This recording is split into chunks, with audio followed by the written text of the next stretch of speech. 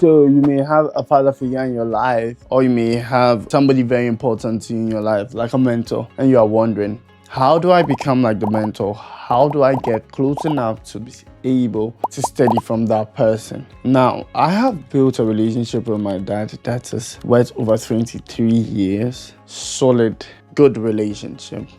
And out of this relationship, it didn't stem from only me. A relationship is a two-way. So I saw some of the things my dad did, and then some of the things I did, and it brought a beautiful relationship. Now, one of the mind-busting scriptures that always comes to mind when I think about a father and a son relationship is John 10:30, where Jesus said, "I and my Father are one." Jesus also made references like, "I do what I see my Father doing." So there are people in your life you'd want to mimic. There are people in your life you wish you were a mini version of. So in this video, I'm just going to tell you certain things I did. And if you think it will help in your situation, I think that maybe you should put it in consideration. Let's move straight into the video.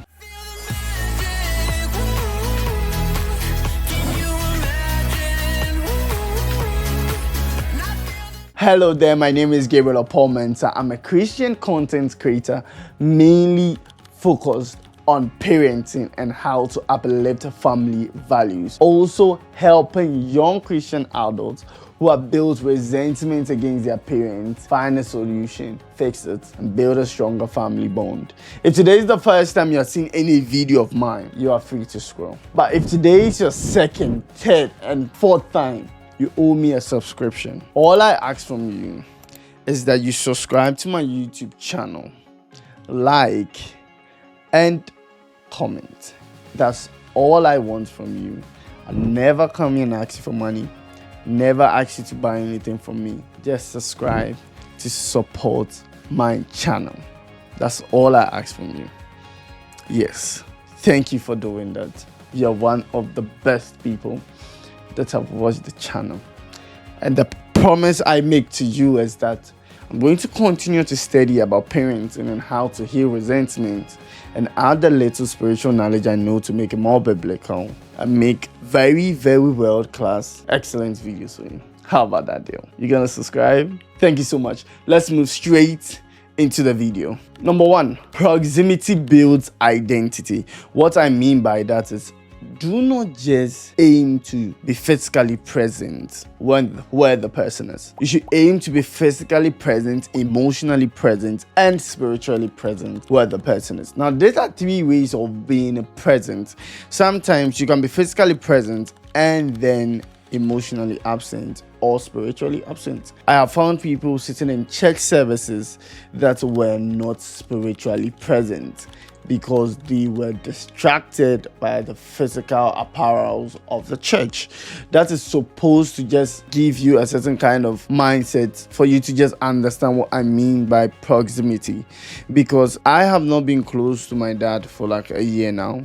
I mean physically, but we stay in touch emotionally. I mean spiritually. He prays for me, I pray for him. We speak on the phone. So proximity is very important. How close are you to the person? There are certain people I've never met in my life, but I've read books on. They've blessed me so much. I literally have a father that doesn't even know he's my father because I read a book and I keep reading his books. And he's my father because I choose who will be my father. You can choose, like, you can have many fathers. That's literally up to you. So proximity is the main thing. So if you are a father and you want your child to change, you should bring him closer. Children learn more from the people they are around than what they hear. So if they are around people that are doing good things, they will do good things. If they are around people that are doing bad things, they will do bad things.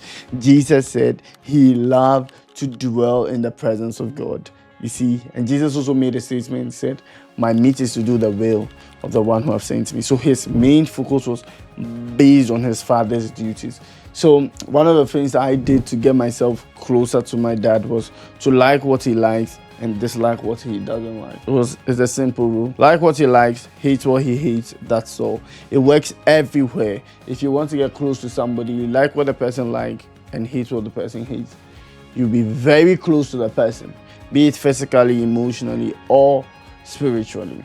Let's move to the next point. Teach values and not just rules. What I mean by this is, if you are a dad and you want your child to be great. So if you are a child, the point will go this way: learn values and not just rules. But if you are a dad, it will be teach values and not just rules. What I mean by that is, help your children to be able to understand why you are making the decisions you are making. So in that way, you are shaping their beliefs with the values you are teaching them, rather than giving them rules and principles that they do not understand.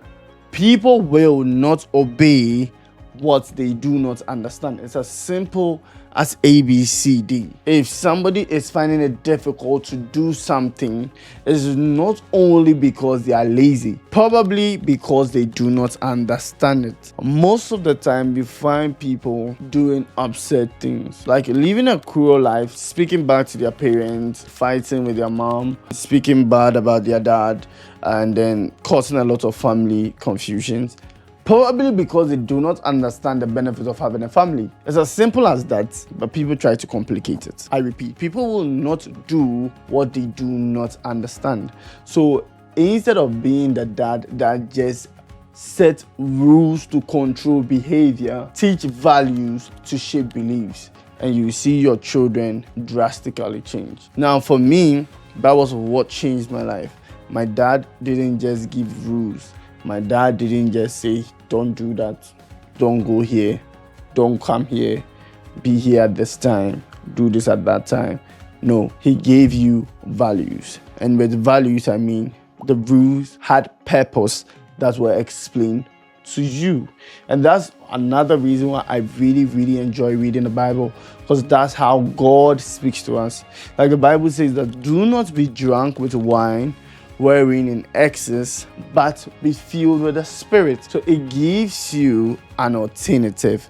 Unlike other parents who say, don't go out to play. And the question the child has for you is, so what do I do? So you should be able to say, do not go out to play, go and study. Do not go out to play, I'll get you some pizza. You have to give an alternative for the reason why you are not allowing them to do what they want to do. And again, teach values, not just rules. Let's move to point number 3. Model what you want to multiply. As a parent, if you want your child to come out to be the best child you want to see, model what you want to multiply. What I mean by that is, if you want honesty, learn to openly state your mistakes. That will help you to have open relationship with your children, because they see your level of honesty. If you want to respect, show respect. If you want to be obeyed, learn to obey. For instance, like some parents think that it's okay to cancel a plan at the last minute and not give any tangible reason, because they're the parent. So we planned to go out and you had an emergency, and the plan that we had for 2 weeks was just cancelled because of your emergency, and that's superly okay. And if I do the same, then I'm wrong. No, I can't be wrong because you are setting a rule. You are giving me something to follow, because what you say and what you do not say is still teaching something. What you do not say is telling me something, and what you say is also telling me something. And we all know the old adage, action speaks louder than words. Model what you want to multiply. What you want your children to be able to do it. They will learn it. Point number 4, speak identity into your children. What I mean by that is, affirm what you want them to be. Do not use words that you have to apologize for. Somebody told me that her mother said to her, if you were dead, our family would be way better. You don't say that to your child. You will not be able to take that back. Words are seeds. You have sown it. I don't know how many times you have to apologize for that, but that will take a very long while for your child to be okay. So our advice, don't use words you would have to apologize for. Rather, affirm your children. Say good things over them. Speak identities into them. My dad always calls me Ketichi, which I think it means warrior. So my dad is always calling me like a warrior, Like, you stand for the family. He's always saying good things about me. Oh, that's my boy. Oh, that's my pastor. You do well. And one of the most beautiful things that my dad told me, I literally posted it on my wall right here on the 1st of April. I'd love to read it to you. He said, "You are a great person. You are in the world for a purpose, and you can do all things through Christ. You are special." This is something my dad said to me. I didn't see it in a book. He said it straight to me. He said, "You're a great person. You're in this world for a purpose, and then you can do all things through Christ who strengthens you, and you are special." That's beautiful. That is what I want to hear you tell your children. Because identity really matter. Most of us are what our parents actually say we are. So if our parents say you are stupid, probably we'll be doing dumb stuff. So speak identity into your children. And then the last point is point number 5. This is a very personal one to me, and it is let them watch you worship and work. Why I think that is important is because I'm very, very sure I started going to church before I could speak. I can't remember the number of services that I have been in. Way beyond my age. Had morning devotion always in the morning. I learned how to pray aloud from my house. I learned how to read my Bible from my house. I know the books of the Bible from my house. 90% of the things that I know biblically were first mentioned to me in my house. My daddy had over 200 ways of saying the story of the prodigal son. I have a version of where it was 2 boys who went to school. I have a version of where it was 2 sons, one was obedient. I have a version of 2 girls. He had different versions. He knew how to twist the story. And the day I realized that all this while, my dad was just twisting a story over and over, I was so surprised that every time it sounded new. So let your children watch you worship and work. And what I mean by work is, my dad was always helping. He was always in the work. My dad is that person that when you need him, he's there. It taught me how to be reliable. When you need me, I'm there. My dad's sense of discipline and stick to time. He has a sleeping time, and that also taught me that it was important to block your time and to manage your time. My dad does what is needful firstly in the morning. These are things that he didn't have to say. These are things that I had to just watch and learn, and I'm happy that I did. It's made me a very wonderful person. So to end this video, I want to say that if you want to actually get close to somebody, these are some of the tips that you can do. Now, the difficult part is you have to see how to twist them to work in your favor. But however, this was mainly for fathers who want to have a mini version of themselves. Because that's what I saw my dad do. And that's the reason why I made this video. Thank you for watching. And if this video really helped you out, all I want you to do is to subscribe and share.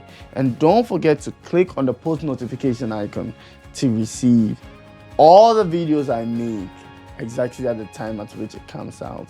If this video was nice, then you will not want to miss the next video. See you in my next video, and it's bye for now.